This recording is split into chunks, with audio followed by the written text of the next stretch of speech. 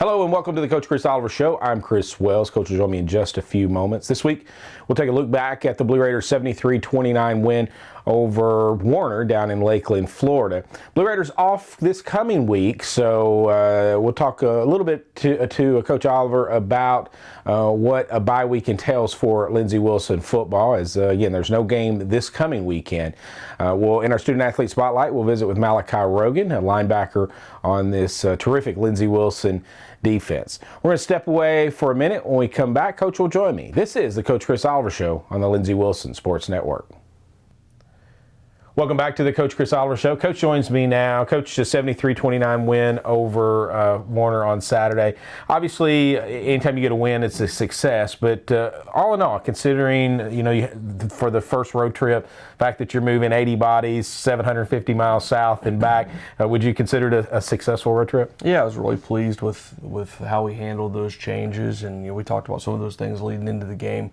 We made a change to our weekly practice schedule so that we could leave a day earlier, and we didn't want to miss one of our heavier days of practice, so to speak. So we moved up our schedule during the week, and for us, that's a unique situation coming off of a Saturday game and then practicing a day earlier than normal. That's asking a lot of your guys physically to make that change.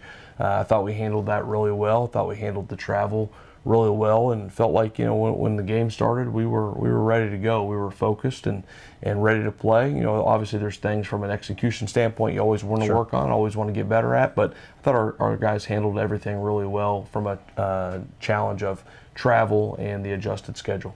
I know you like a little bit more balance, with run pass than what was what happened on Saturday.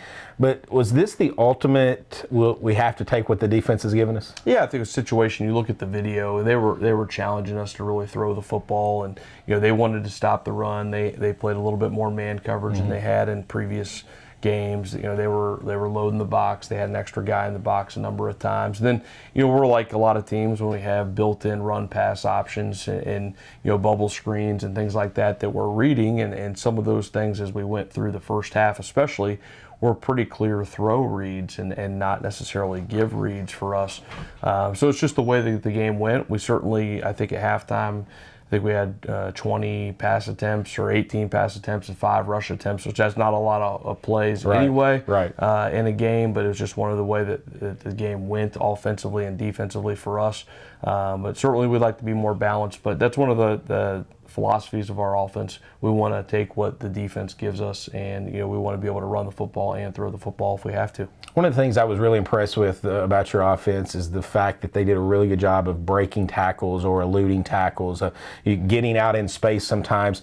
When you put the ball in your athletes' hands out in space, they can do great things, and I thought for the most part on Saturday you guys did that. Yeah, for sure. I mean, Jalen Boyd had a couple big plays where he caught the ball down the field, or one of them was a screen, catching it behind the line of scrimmage.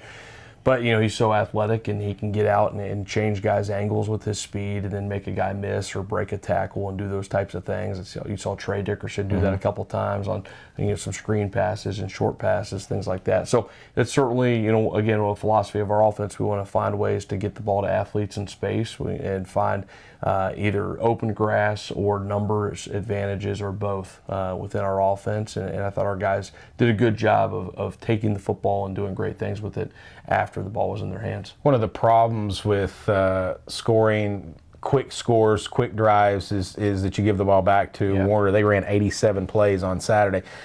In the heat of Florida, in the heat anywhere really, but 87 plays is a lot to ask of your defense. But it's just kind of a product of the type of offense that we had on Saturday. Yeah, the type of offense, and then those quick turnovers. That's true. You look at we had a defensive score, so we're in a series where we have an interception, we run it back.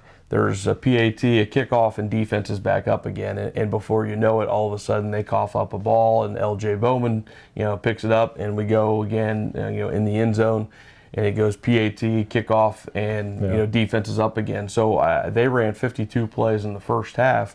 And some of that was because they converted some third downs and kept some drives going, but certainly the bigger aspect of that was a couple really quick scores on offense and 2 defensive scores by our defense, and all of a sudden our defense is out there for 52 plays in the first half of a game, and it's almost 90 degrees in Central Florida. That's a tough situation to be in.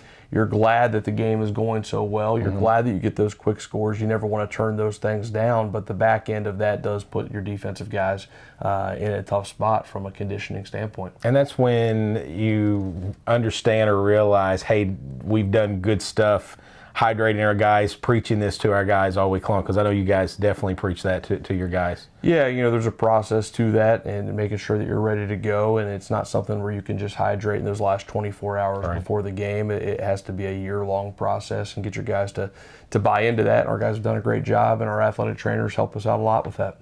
73-29, Lindsey Wilson wins on Saturday over Warner. We're going to step away for a minute. We'll come back. We'll talk a little bit more about the game as the Blue Raiders improved to 4-0 on the season. This is the Coach Chris Oliver Show on the Lindsey Wilson Sports Network. Back to the Coach Chris Oliver Show. I'm Chris Wells, sitting alongside LWC head football coach Chris Oliver. Blue Raiders win over Warner 73-29. A bye week coming up this week. We'll talk a little bit more about that in our last segment. But Coach, we talked about the offense, quick strike, and the quick turnaround. You had 7 plays of 20 or more yards. I know you guys stat everything, first downs, efficiency, third down, on down through the line. Is there a number that you guys want to reach on big plays during a game? Yeah, our personal goal on offense is at least 6 big plays, and we define that in different ways for a pass play versus a run or a screen. But for our definition, it's 6 big plays minimum, and we hit that and then some the other day. So certainly that puts the defense in a tough spot when you have that quick strike ability, and whether the play scores or not. If you have a chunk play of 20, 25, 30 yards and you make that defense get lined up and go again, it's demoralizing, and it's a great way to move the chains. We want to be great on first down and get those first downs, but there's nothing like that big play to get you going on offense and to set you up for a great scoring drive. You had, we talked about third down efficiency, and after week 1, it's just gotten better and better and better. And we talked a number of times that it's because of first down efficiency, but you only had six third downs and longs on Saturday. I think that's a number that you'll take. Yeah, it's a great thing. We've talked a lot about our offensive line and our progression from game 1 to 2, and then you start to see us come together game 3 and game 4. And you look at those things, all that's tied in together. You look at first down efficiency, you look at stopping negative plays, not giving up sacks, making sure that we're getting the ball out of our hand, running the ball with more effectiveness on first and second down. All those things go into being in a great third down situation. So all of a sudden you see us in game 3 and game 4, we're not getting the sacks, we're not getting the negative plays, and our third down percentage jumps up tremendously. And I think we're back in the top 10 nationally in our third down percentage after 4 games. And a lot of that goes back to how well our offensive line's playing, how we're picking up protections at running back, how our quarterback's getting the ball out of our hands, all those things. It all goes together, and certainly, moving the chains on third down, staying out of third and long is a huge, huge advantage. You mentioned the fact that offensive line played well, no sacks again, and you mentioned earlier in the year that all the sacks are not on the offensive line. That there's running back, sometimes it can be a quarterback sack, it could be a wide receiver. Are you seeing now that as we're progressing through games 3 and now game 4, that those little mistakes that kind of rear their ugly heads in week 1 and week 2 is starting to be a lot less? Yeah, I think that's a big part of it. I think our guys are cleaning those things up. I think you see things on video that allow you to game plan a little bit differently and maybe turn your protection into certain pressures if you know where they're coming from, and have those offensive linemen be able to scout a defensive lineman and his moves and counter moves and pass protection. All those things go into it, but I think a big aspect of it is exactly what you said. It's just us cleaning up some of the day 1 mistakes that we made in game 1 and game 2. It's easy to say, okay, you had your best offensive day, you put 73 points on the board, and we talked about the 2 defensive scores. We'll talk a little bit more about that in a moment. But was this the most complete offensive game or offensive that we've had all season long? I think when you look at the full 60 minutes, yeah, I think we've had some other times maybe in spurts where we've played a little bit better, and we talk about the big plays, and I referenced it right after the game. We love big plays. We want big plays all the time. But you can't be an offense that survives only on big plays and not have the ability to consistently move the chain. So when I look at, despite the fact that they were dedicated to stopping the run. I look at maybe some of our other games where we did run the football with a little bit more consistency. There might be some other moments where a series here and there felt like was a little bit more complete. But you look at entire game, yeah, this is our best entire game on offense, but we're still a long way from being as good as we can be, in my opinion. Let's flip to the other side defensively. Was it our best performance? The our first touchdown that we've given up this season in the first half occurred. It occurred very early in the game. While you had 2 defensive scores in a game, we'll talk about that in a minute. We just weren't clicking on all cylinders on defense on Saturday. Yeah, I thought our tackling was just okay. They've got a very talented running back, and he ran for almost 150 yards against Bethel, and then he had a great game against us as well. We didn't tackle him very well as consistently as we would have liked. Our interior pass drops weren't great at the linebacker position, some of our reroutes and things like that. We didn't do as great of a job as we come to expect on that. And then I think we wore down a little bit. We talked about those 52 plays in the first half, and we started subbing and getting some young guys in. And we have an expectation for the position. It doesn't matter if you're the 1, the 2, the 3.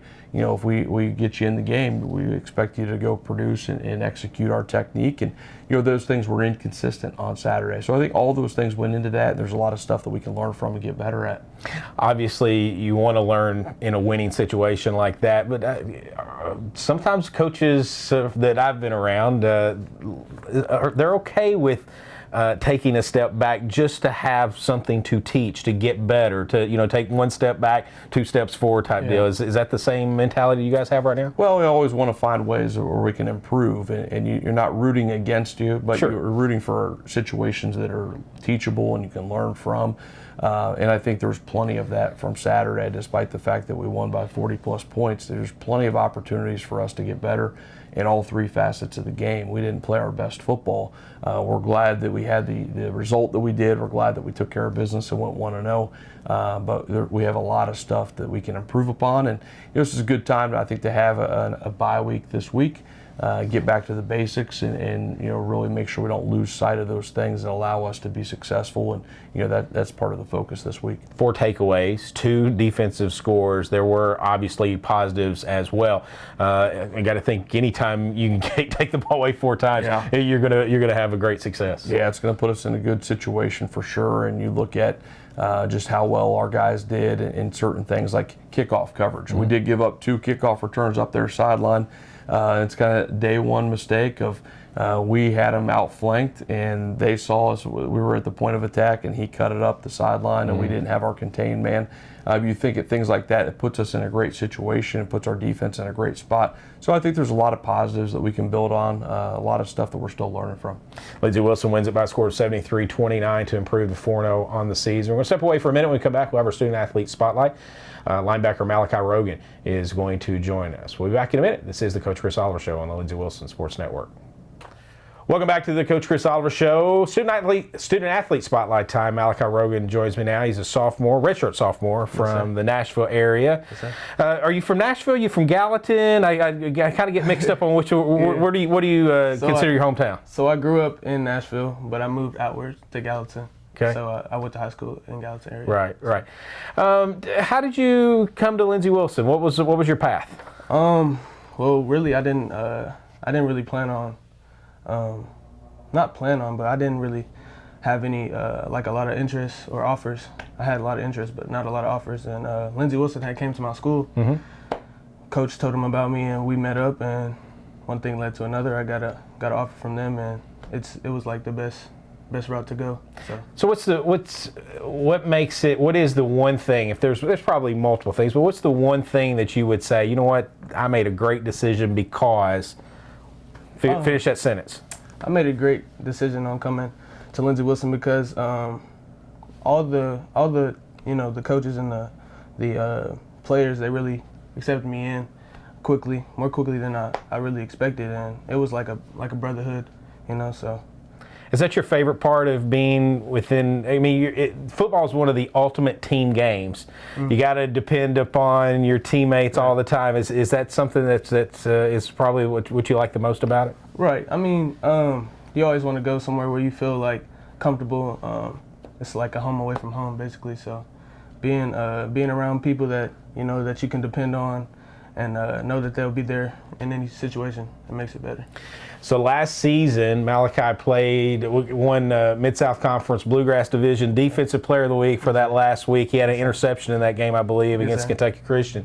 This year he's had a sack through 4 games. So my question to you is what's better, an interception or a sack? Which one you want? You want to pick the ball off? You want to get back there and take the quarterback down? They're both great, don't get me wrong, but, picking the ball off, it switches the momentum quickly and able to get the offense the ball back so we can score. So I'd say picking it is better. Yeah. So at any point in time when you intercept the ball, whether it's in practice or in a game or even back in high school, is there ever any thought, okay, I got to go to the ground, or you thinking, I got to go? You got to get as many yards as you can. You don't ever want to just run out of bounds. Even if you got to run somebody over, just take it all the way if you can. You always try to get 6. So it was a long trip down to Warner this past week. We broke it up 3 days, left a little bit early to get down there, and then drove all the way back following the game. So it's a lot of bus time. Right. So what do you do? What do you do on the bus? Did you download some movies? Did you just listen to music? Just hang out with the boys? What did you do to pass the time? We actually had time to do all that. Really, it's quite a bit of time in the bus. Yes, sir. I had a lot of music downloaded, and I really tried to sleep as much as I could. But we had a good mix of joking and just talking, and enjoying the bus ride with however long we had. So what was your download? What was your playlist? Who was on your playlist? I had some Kevin Gates on there, a little bit of Michael Jackson. Just a lot of different songs to pass the time. All right, so you're a media studies major, correct? Yes, sir. Okay, so what does that mean? What do you want to be when you grow up? I'm trying to do some like computer things, making logos, just for different people. You gotta hire this guy. I gotta get him sports information. And just trying to do a lot of different things. I'm good with drawing and painting and stuff, so I try to be well versatile. Gotcha. What's your favorite class? It doesn't have to be this year, but it can be any of the 2 years that you've been here at Lindsey Wilson. What was your favorite class? I'd have to say I learned a lot in psychology. It was, I wouldn't say like the funnest class to go to or the most fun to go to, but I learned a lot of stuff that I didn't know in that class, so that was very interesting, but it wasn't a part of my major. I'd say like the drawing and painting classes were like the most fun, where I could be my most creative. Gotcha. So speaking of fun, each year the Sports Information Department hands out these bio sheets for all of our student athletes to fill out. And this guy fills out one, and there's a line at the bottom that says hobbies. And so I always look at these bio sheets just to kind of get a feel of what our student athletes like to do. And so I went to your bio sheet when I knew you were going to be on the show, and it was blank, where it said hobbies. So you have no hobbies whatsoever? No. Sir. I probably skipped over it, but if I'm not at practice, I'm usually just chilling. Homework's not really a hobby, but playing video games or just watching TV or, reading. Something like that. Okay, let's go back to practice a minute. You mentioned what's your favorite element of practice? Is it Focus Friday? Mm-hmm. Is it putting in the new system or learning who your opponent's going to be? Film watching. What do you like the best? I like usually Tuesdays is the start of the week for us. Getting out there, learning what we're going to do to scheme up for the next opponent. And that's where we usually get to learn the most, and it's one of the best days to get hard work in, so I like that. Tell the folks out there how much work goes into preparing for an opponent each week, because you kind of got to, I don't want to say erase your memory of Warner as you get ready to play Bethel in a couple weeks, but it kind of is. You kind of just you gotta come in with a clean slate, don't you? Yes, sir. Well, Coach always says, go 1-0. He lets us celebrate, the win. But as soon as Sunday hits, we got to get our mind ready for the next opponent, and just be ready to go 1-0 every day and get the 1-0 on Saturday. Well, this week there is no 1-0. You're in a bye week. So what are you going to do on your bye week? Just keep preparing, keep going 1-0 in practice, and just get ready. Use these extra days to rest and get my body, get our bodies really back to well rested, and just keep going, trying to get better and fix the little things from last game. Malachi, thanks so much for joining us. Thank you for having me. That's Malachi Rogan. We'll step away for a minute. We'll come back with Coach. This is the Coach Chris Oliver Show on the Lindsey Wilson Sports Network. Welcome back to the Coach Chris Oliver Show. Coach rejoins me now. Malachi Rogan, you always send us great men, and I say that every week, but another terrific and young, talented defensive player on this Lindsey Wilson football team. Yeah, Malachi's a fun guy, and we're certainly glad he's part of our program. He came in and, like a lot of our guys that we recruit, ended up redshirting. Had a great high school career, talented guy, came in, had that first year off, and then coming out of training camp, his redshirt freshman year, just had some challenges from an injury standpoint and things that maybe set him back, and just a guy that continued to work through the process. And all of a sudden you get to the end of the season and he gets an opportunity to go out and start and play due to some injuries. And he wins MSC Bluegrass Player of the Week there at the end of his redshirt freshman year. It's just kind of a great finishing, I guess, to his first opportunity to really get in there and play. When he stepped into a role that's much bigger for us this year and comes in and is starting and playing a lot of games, getting a lot of snaps, and certainly we're excited he's a part of our program. We have so many kids from the Commonwealth obviously on our team. It's just the way it goes, but it's important to branch down into Nashville's a hotbed of talented football players, and we do such a good job of going down. I think some of the great Blue Raider football players in the past that have come from the Nashville area, and Malachi's another one. Yeah, for sure. That's an area that's only 2 hours away for us, greater Nashville area, and we've got a lot of guys from that part of Central Tennessee who are on our roster and have done great, guys who are doing well really right now. But like you said, the alums and guys that have come from that area before. Lindsey Wilson wins it by a score of 73-29 over Warner, and each week our coaching staff does a good job of coming up with big plays of players of the week. So let's go through that long list here, Coach. Yep, this week on defense, players of the week, L.J. Bowman and James Todd. On offense, Cameron Dukes, Jalen Boyd, and Trey Dickerson. Special teams, Ty Tevis and Jared Doherty. It's easy to see your kicker, and he had a great game and put up a lot of points, kicked the ball well, but Ty Tevis on kickoff coverage, it's one of those things that, when you're just watching the game, you don't notice quite as much, but as coaches, he did a great job. Our offensive lineman of the week was Joe Gressett. Offensive prep players of the week, James Hancock, Brant Thompson, Logan Collier, and Cam Harrison. Defensive prep players of the week, Darius Yates, Blake Russell, and Dane Kidwell. Special teams prep players of the week, Jerome Jones and Brandon Fields. Again, our prep teams continue to do a great job, and you can't go 1-0 on Saturday unless you're getting that look at practice, and they continue to work very hard.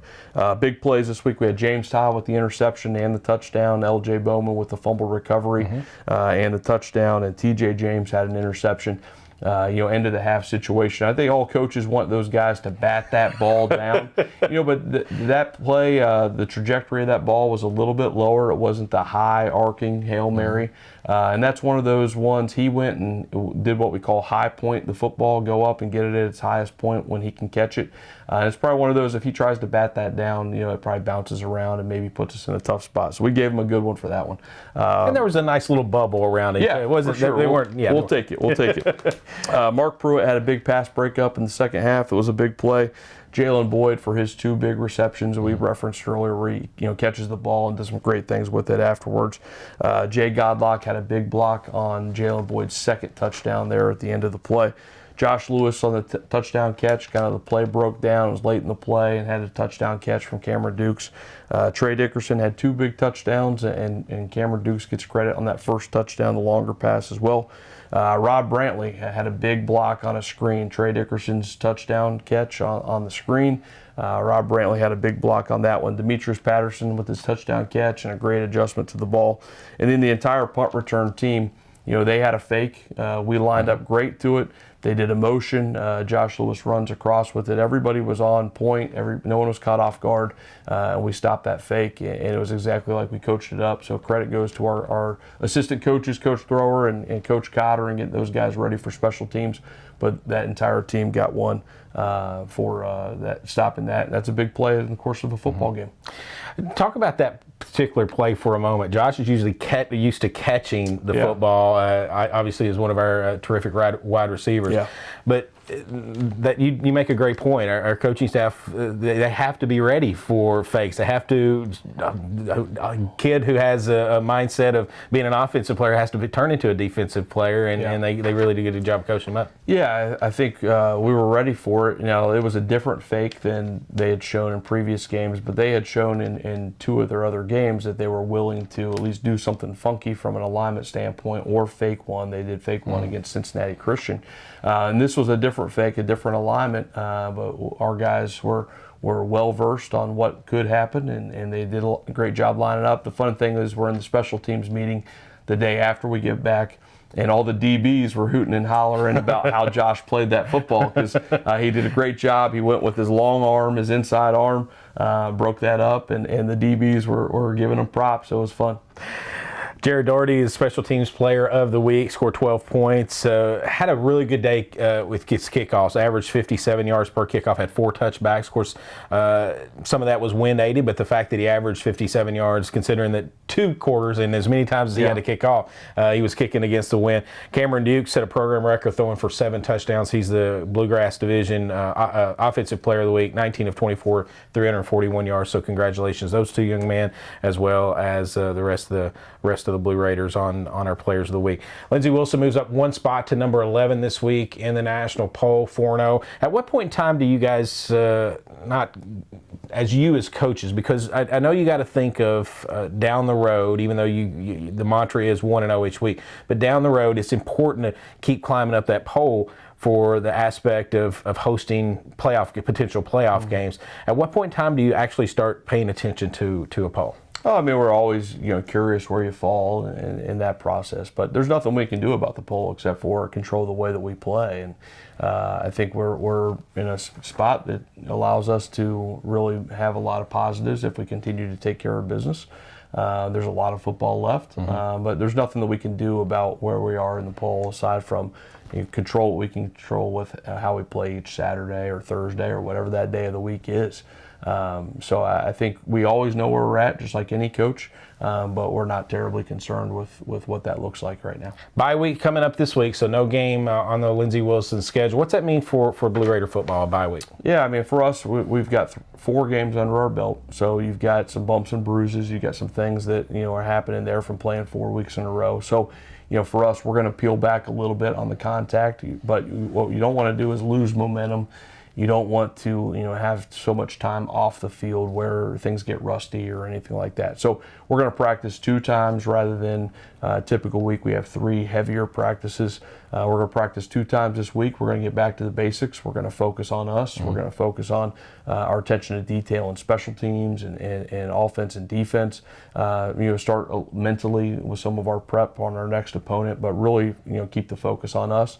And then we go into a week that is unique because, again, we play on a Thursday, so that changes everything on next week's schedule. It seems like we haven't had a whole lot of normal weeks on the schedule this year yet, and this is going to be another one of those weeks where things change. So, we'll give our guys time off a little bit late in the week and then come back and get to work over the weekend and be ready to be on an adjusted game week schedule heading into a Thursday night game. Blue Raiders play 6 p.m. Central Time at Bethel in McKenzie, Tennessee on Thursday, October 3rd. Coach, it starts the rest of the season in Bluegrass Division play, and boy, it's a murder's row with the realignment of the divisions in the Mid-South Conference. I think we talked about it. There's 4 teams ranked in the Bluegrass Division. It starts. It actually started with the first game of the season against Campbellsville, but now the remaining of your regular season opponents are Bluegrass Division. Yeah, I mean, it's just a very challenging schedule the rest of the way, and I think everybody knew it when we were realigning a couple of years ago. When we saw that kind of the year in advance of, okay, this will be the new Bluegrass Division, this will be the new Appalachian Division, all those things. I don't think anybody was surprised at Well, when we do this, the Bluegrass division is going to be a little bit top heavy, a little bit loaded, and that's what we're seeing right now. And there's truly no weeks off. There's a lot of very good football teams. A lot of, the old adage of anybody can beat anybody any week. Well, that's certainly true. And you just look down the row of games that we have upcoming, and you look at their results thus far, and it's going to be a tough schedule. But all we can do and all we're going to do is focus on the next opponent each week. We've got a big time challenge this next week, and we're excited to get to work and try to go 1-0 again. Blue Raiders beat Warner 73-29 to move to 4-0 on the season. Again, no game this week. Blue Raiders back in action on Thursday, October 3rd, 6 p.m. as the Blue Raiders travel to McKenzie, Tennessee to take on Bethel University in the Bluegrass Division tilt. That'll do this week's show. I want to thank Malachi Rogan for joining us in our Student Athlete Spotlight. Coach, as always, for Coach, I'm Chris Wells. This has been the Coach Chris Oliver Show on the Lindsey Wilson Sports Network.